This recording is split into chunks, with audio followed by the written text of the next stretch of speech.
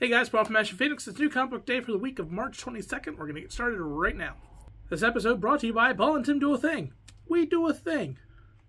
New reaction videos dropping 4 to 5 times a week. Check them all out.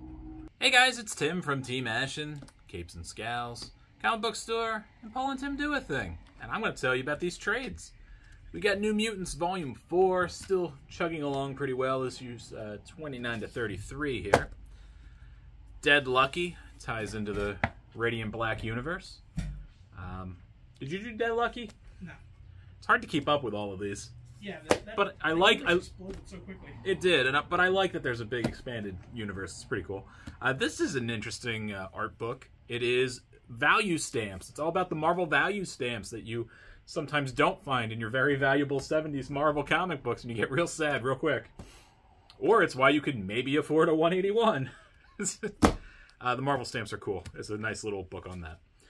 Fantastic Four Epic Collection, Volume 19. Holy heck. That puts us in the 300s of FF, the original series. Star Trek Aliens. No idea. It's about the aliens, I imagine. Parasomnia. Parasomnia makes more sense. This is Volume 2. I did review issue 1 of this. It was pretty good. I did not keep up with it, though. Maybe something I'll come back to, because it's Colin Bunn, and everything he did great. Moon Knight, Volume 3. This contains the annual that has that cool Werewolf by Night story. And it issues 13 to 18. We got Basilisk. This is on Volume 3? Yes, 3. Still going strong. And again, this is Colin Bunn as well, right? Yeah. Spider-Punk, Battle of the Band. This is that most recent miniseries. 1 through 5. We've got Robin, Volume 3, continuing that. This was kind of like a surprise hit. I'm glad that that series was doing well. Multiversity Teen Justice contains issues 1 through 6 and some of the Christmas tie-in stuff. Warbirds. This is cool. There's something about robots befriending each other, and it's just looked neat. From the guy who did Resident Alien, you enjoyed that. Joe Death and the Graven Image. This just looks like fun. This has a cool cartoony art style as well as more of a dark imagery kind of thing going on. I think it's good. King Spawn, Volume 2. King Spawn still chugging along. No end in sight for all these Spawn titles, but seems like people are digging them, so that's good. And finally, we got Power Girl, Power Trip. This is a massive amount of Power Girl. Collects JSA Classified 1 through 4 and Power Girl 1 through 12. Power Girl's a cool character when done right. This is some of her better stuff. First up, we have Superman issue number 2. This is the Dawn of DC relaunch, and this book is just really, really good.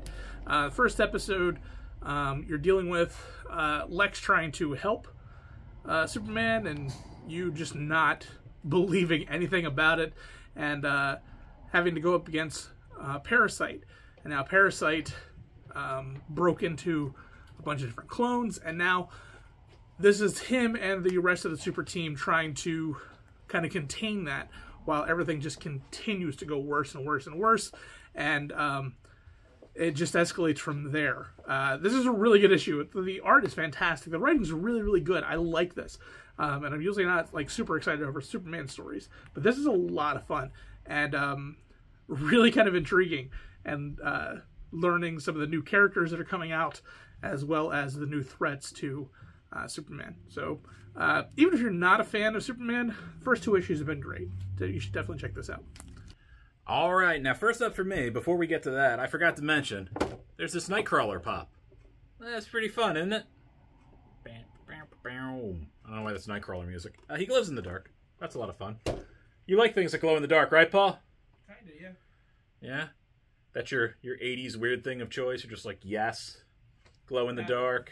I don't know why it doesn't have to be 80s, I guess. Yeah, it was Spencer's gift place. Yeah? You remember all those like tie-dye, like... Yeah? You were a tie-dye guy? I wasn't. But now you want to be? No. He wants to be, Not everybody. particularly. I want that for you. I write too much horror now, so like I don't want something glowing in the dark in the corner of a room to be walking in and forgetting that I have a glow in the dark thing. And that sounds like fun. Something creepy. Yeah. No. Yeah, no, that sounds like a good time. It's not. Speaking of a good time, segues. Forced segues. My first book is The Curse of Cleaver County from Source Point Press. This is 2 stories in one that do intertwine. We have a guy who's a real just asshole, working late in an office, trying to find different paperwork. His father's on the phone yelling at him, who's the bigwig, and it's just like the guy just sucks in every conceivable way.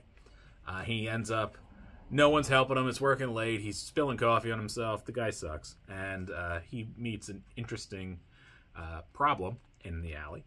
And then the follow-up story is actually a relative of his who is a young girl who is going home to visit the family. And then at some point the 2 stories intersect. I don't want to give away too much, but what is cool is this is a horror title. There is some great horror stuff that happens in the first one that's pretty gruesome. And then the second story has a much more bright color palette, which is interesting. It almost is made to look kind of like colored pencils maybe. And the art really makes it very interesting. I'm curious going forward what art will be where. Will we split the art duties again? Just kind of interesting. But if you're into some horror stuff, I think this is a pretty good title to pick up. I don't think it's going to be like the greatest thing you ever read, but I think it's going to be a fun book.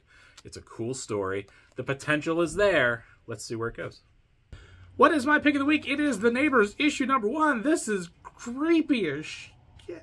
This is really, really creepy. This has kind of a Last of Us feel to it, and the fact that like there's something underneath the ground that is just not natural and preying on us.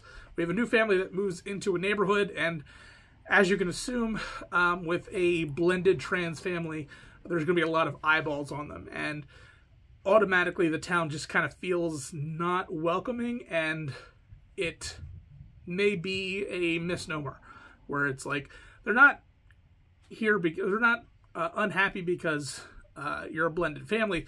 They're unhappy because there's just very creepy things happening, and they're the new people or the new victims at this rate, and things go from bad to worse. This art style is really, really great. It lends itself to a very creepy feel. Everything feels very alienating as it's opposed to kind of a Body Snatchers feel to it. And yeah, it's really good. It's going to be a 5-issue mini, so I'm on board for this. I'm definitely on board for the rest of the series. Hopefully it continues to get this good. I love it when a first issue gives you everything you need to know, but still leaves you with more, and that's what this book is. So check it out. All right, it's time for my pick of the week. Paul, do you know what my pick of the week is? No. Why would I know? You never tell me anything. I sometimes do. But this time, I forget. Well, you do that. This is a one-shot. It's Chilling Adventures presents Pop's Chocolate Shop of Horrors. Pop's and his chocolate shop of horrors.